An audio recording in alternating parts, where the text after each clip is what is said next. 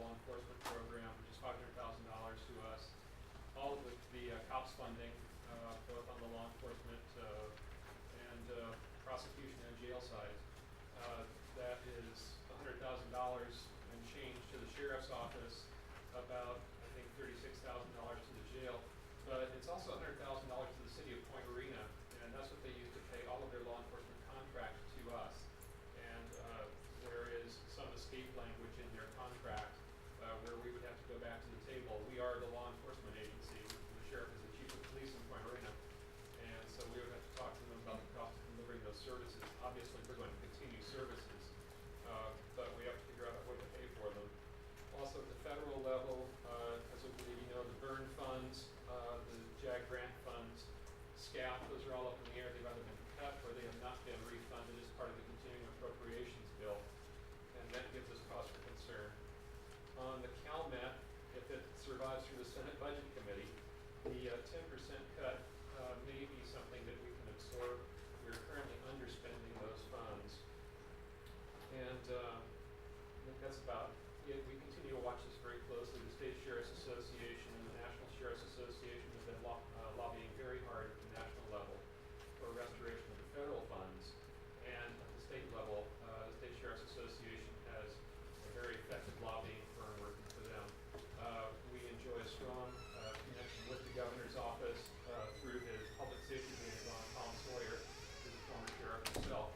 And we've had a couple of special conference calls with the governor's office and are continuing monitoring the budget. So we will keep you informed, and as emails come into my office, I forward them to your CEO. Thank you, Mr. Hudson. Next question. Okay, so I'm thinking maybe turn off one light. I don't want anyone to back. Is that okay, or is everyone going to fall asleep? Anyway. If this doesn't keep you awake, nothing will.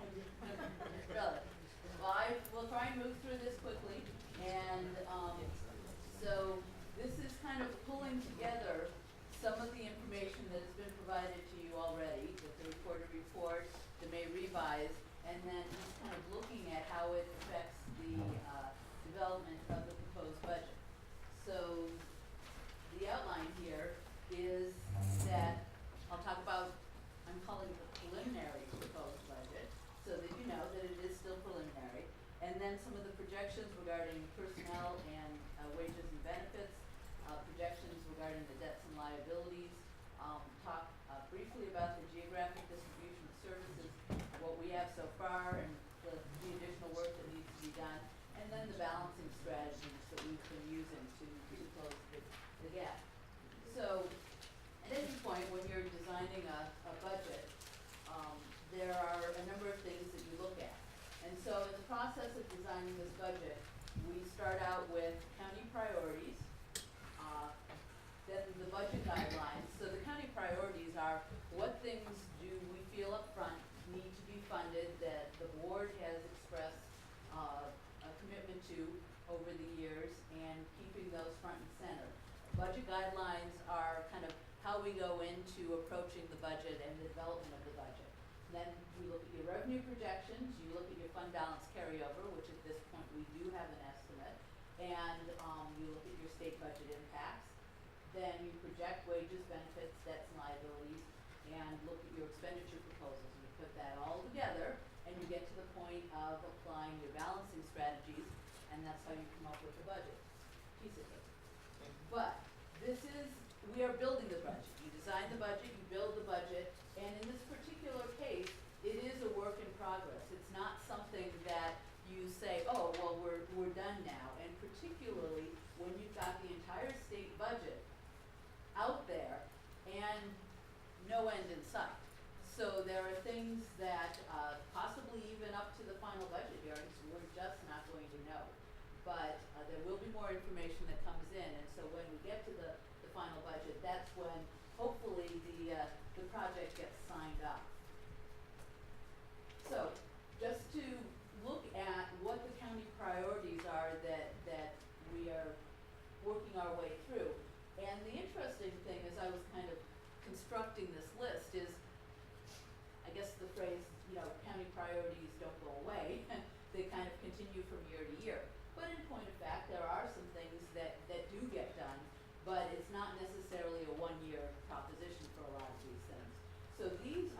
priorities continuing from 2006, 2007. And the debts and liability schedules are right there in front, and we've been plugging away at them for actually since 2005, 2006. The Justice Facilities Planning is a long-range project that continues. Obviously, the High Valley Area Plan, General Plan, and Housing Element are long-term projects that we plan to be bringing to a close in this next year, but it does take some time to get through that. The Mill Creek dams, at this point, I'm calling it a project. I don't know what else to call it, but it is an ongoing project. The good news with the finance system implementation is that this next year, 2008, 2009, is actually the last year. It will drop off of our priority list. So this is an example of something that had a 3-year life, started in 2006-07, this year, and then next year, and that's it. And then PEG operations funding was instituted, I believe, in 2007, and is being carried forward. Then there's a list of priorities that are being